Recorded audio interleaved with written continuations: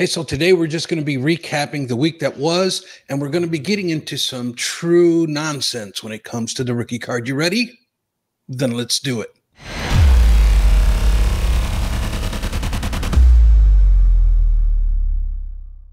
Hello, rookie card collecting friends. Victor, the rookie card specialist, coming at you here in a little bit of a different setting. Construction has begun, or I should say, removing everything that's from downstairs, upstairs, and I am in a new setting. I have basically taken over the sunroom, which is where my YouTube channel started almost 5 years ago. I know it's a little bright in here, and I'm learning that either I'm going to have to hang up some curtains here in the sunroom, or I'm just going to have to record at night. So please excuse the brightness. As a matter of fact, let's jump right into things, and I'm going to go switch it over to this mode to save your eyesight. I do apologize for the extreme daylight in here. I want to start off with something that is within my neighborhood. It is a county line orchard right over here in Hobart, Indiana. It's a really cool attraction place that if you're ever in the area, you have to stop. And they only do it a couple of months out of the year.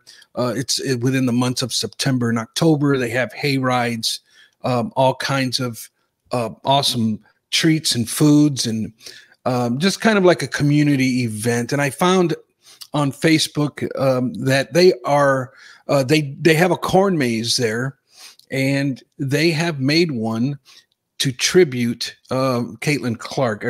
This is an actual corn maze that was cut out here at the county orchard, and it is pretty cool. I love how they did that. Just wanted to share that. Also, let's jump right into some stuff. Here is a clip that I seen from the cblez family. Hold on, let me show it to you here. Leaf! No, Leaf. True rookie gold of Wemby! Let's go, Leaf. There it is. What do you think of that? I got only one thing to say to old cblez. cblez!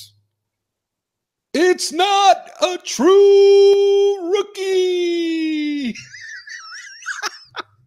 So I don't know what possessed cblez to do that, call that a true rookie card. I think he's just buying into all of the buzz that's trending with true rookie cards. Speaking of true rookie card, I do want to show you folks this.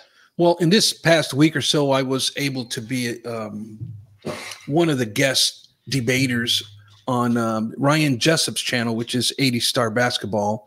And we had Dr. Beckett with us, Steve Taft, and Dave Zenzel.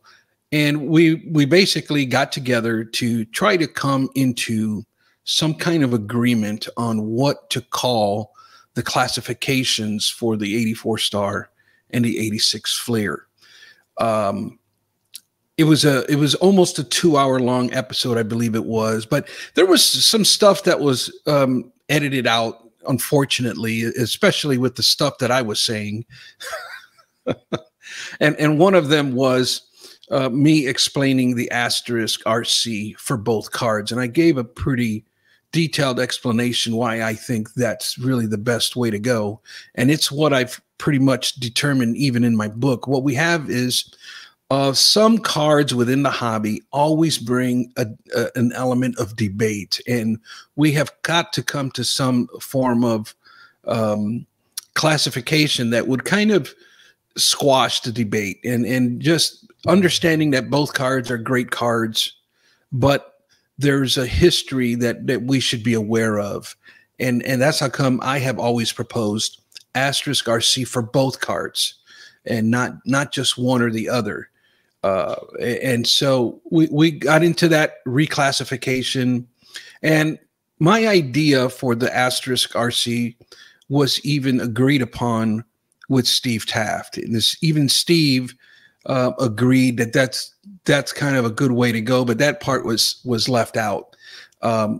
I have given this, I have been dealing with this topic of the 84 Star for the last couple of years, because my book and what I do, I kind of call out the true rookie card. And so, of course, this issue of the 84 Star has been brought to my attention many times over. And so I have given this so much thought, and to me, it is the way to go. Understanding the differences between the two cards.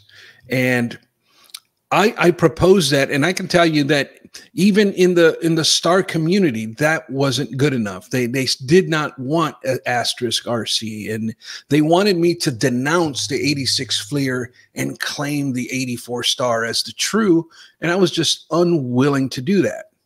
And that's the part that's it. You know, I don't know that we'll ever come to some kind of agreement there, but and this is how come I don't like new establishing new classifications. I have a respect for the past, and it's one of them things where I don't like to try to reinvent new classifications. The classifications that I use are really ones that have been in the hobby for many, many years. And it's ones that are used by ComC. When I say rookie year and that sort of thing, those things were not invented by me. They were used by other companies within the industry. I'm just bringing them to the forefront, bringing them to light, saying, hey, this is a pretty good idea to use these classifications, but it's not anything that I'm not reinventing the wheel. That stuff has been around for some time now. And as far as, you know, I just think that all of this is kind of sign of the times. I think that there is just a generation that they question everything. Everything is fact checked. Everything goes through Google, and anything that was created by the boomers or the Generation Xers, anything that resembles the patriarchy, well, there's a rebellion against whatever they say or everything that they have established. They just don't agree. We're going to reinvent the wheel. We're going to do things the way we want to do them. And I'm just saying, I'm not throwing shade at any one particular person. I'm just saying, as a society, as a whole, there is just a decline of respect for the patriarchy. And that's just kind of where we're at. And I just think, for me personally, I do not sit there and try to rewrite the rookie card classifications that were established by Beckett Publications throughout the 80s and 90s and even some of the 2000s. And I respect what has already been established.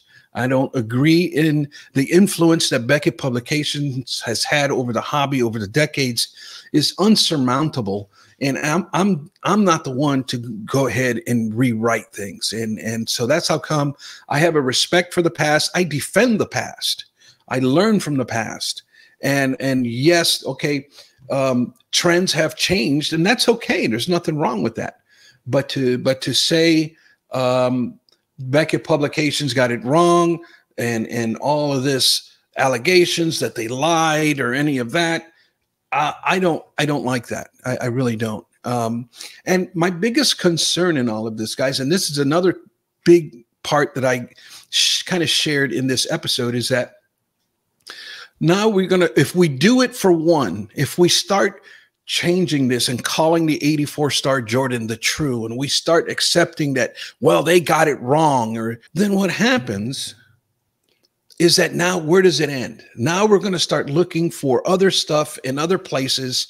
And this is, it's like, here we go. Now we're going to flip things upside down throughout the hobby. And people, you know, they're kind of disagreeing with me in this video here that, oh, no, that's not going to happen.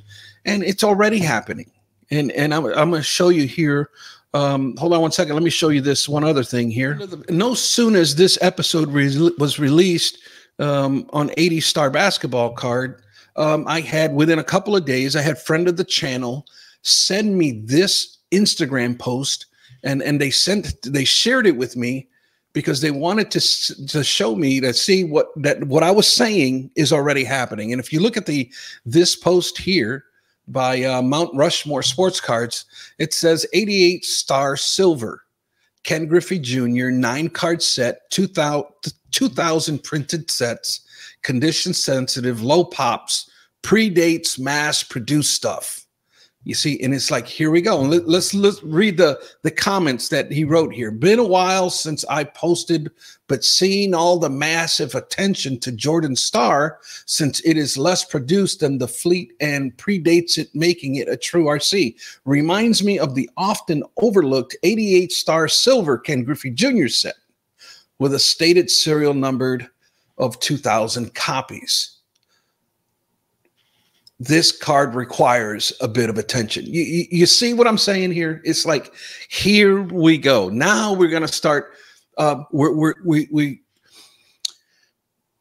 trying to reinvent the wheel. And we're trying to, instead of complying with rookie card guidelines of the day, instead of respecting history, well, now we're going to start to change all of that. We're going to start to look, instead of looking to comply, we're going to start looking for loopholes. We're going to start turning over every rock to see if we can bring an element or some form of what we want to call a true rookie card.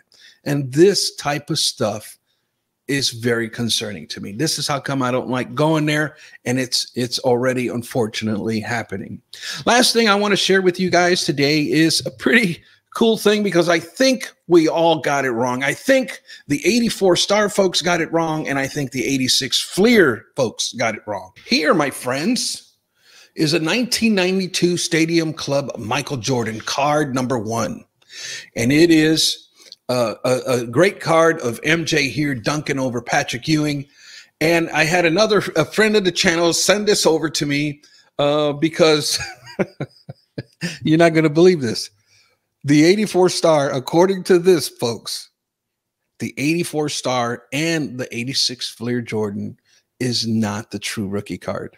My folks, if you look if we turn the back of this card over and we look towards the bottom of this card, this set offers you the rookie card of each player. It kind of showed it to you. And on the bottom of this card, it says that the rookie card for Michael Jordan is the 1992-93 Topps. There you go, folks. 84 Star, 86 Fleer guy. You guys got it wrong. Because this right here, hey, it's on the back of the card. This is a fully licensed major manufacturer rookie card. It says it right there, so it has to be true. Friends, I cannot express to you enough the importance of having guidelines. They're not rules, guys. There are boundaries. There's boundaries, and sometimes we as a hobby, we overstep our boundaries. We try to reinvent the wheel. We're looking for something that technically, historically isn't there, and we muddy the waters. Not only are the card manufacturers muddying the waters, but we as hobbyists are muddying the waters as well. And this is how come I like to say, guys, that not all rookie cards are created equal. There is a lot of nonsense out there, and we want to say that these rookie card guidelines and these types of things, that they don't matter. And I say, hogwash, they do matter, and they matter very, very much. What we have to do is we have to put in the work to learn the rules. And it's one of them things that if you take the time to read my book, TrueRookieCards.com, available now on Amazon, if you take the time to read it with an open mind and you receive the things that I am trying to teach and say, you're going to begin to see it. And it's one of them things where we want to harden or disregard the rookie card guidelines of old and the new ones. They're too difficult to learn, so the heck with all that. And I say, no, that's wrong. And I think now more than ever, with the shenanigans that are being played with all the licensing tricks and gimmicks, all the more we need to be vigilant, and we need to learn this stuff, and we need to be the ones dictating what a true rookie card is within the confines of the boundaries, and not look to reinvent the wheel trying to bring up something from the past that was misidentified. I don't think that's legit. Other than that, listen, we also have the Panini with the mystery redemption packs, or the mystery, what are they called? Mystery rookie redemptions. Yes, that's another thing. I did not have time to study that topic, but I did want to mention it because it was brought to my attention in one of Neo Cards and Comics videos. It's another gimmick that Panini is doing, and with football cards, they want to release redemptions for the 2005, and it's like, here we go. This is how come historically the hobby has never really accepted redemptions. That's been decades in the making, and it's for these reasons, is that card manufacturers use redemptions for gimmicks. Also, many times card manufacturers have a really hard time actually fulfilling redemptions, and that issue has plagued the hobby for decades. Not only that, even when done legit, many times these redemption cards come as part of like a subset or in the form of an insert card, and not really truly a base set rookie card. And I remember the redemptions in 1992 with Shaquille O'Neal. He was signed with Classic. So in 1992, they couldn't create any rookie cards because he was exclusive with Classic. Well, his Classic contract was ending soon. So what card manufacturers did was input a bunch of redemptions, and they used redemptions as a way to get ahead, so that they can be the first ones to release Shaquille O'Neal cards. And these Panini mystery redemptions, they absolutely just reek of gimmick. First, I'm hearing it's only going to be in 5 products. It's going to be in Score, Illuminance, Origins, Elite, and Golden Standard. And this is something very similar that they did in 2011, 2012 with the NBA lockout. And when the season kicked off again, they kind of merged 2 years, but they only merged in about 5 different products. So this is all very, very similar. It was an absolute disaster back then. It's going to be an absolute disaster this time, but it's also you're not going to know who the player is. It's going to be like a draft redemption. So you're going to get a redemption with a number on it, but you're not going to know who the player is because the draft hasn't happened yet. So when I'm reading this or hearing about this, it just reeks of more gimmicks. Again, redemptions are used as gimmicks to get ahead of the game, to be the first manufacturer to release something of that player. And it's the race to get that player's cards released first. And it's a scam is what it is. It's absolutely a loophole that they use to release gimmicks. And I disagree with these redemptions. They are not true rookie cards in the system that I use, never have been accepted as true rookie cards in the past. And it's just something here within the last 5 years that now it's okay, because, you know, the older collectors are fading out and the younger collectors are coming up, and there's no understanding or respect for rookie card guidelines. And this is how come the purpose of this channel is to remind you all that not all rookie cards are created equal. Until next time, thanks for tuning in. Like and subscribe, and I'll catch you on the next one. The true Jordan rookie from 1985. Bullshit.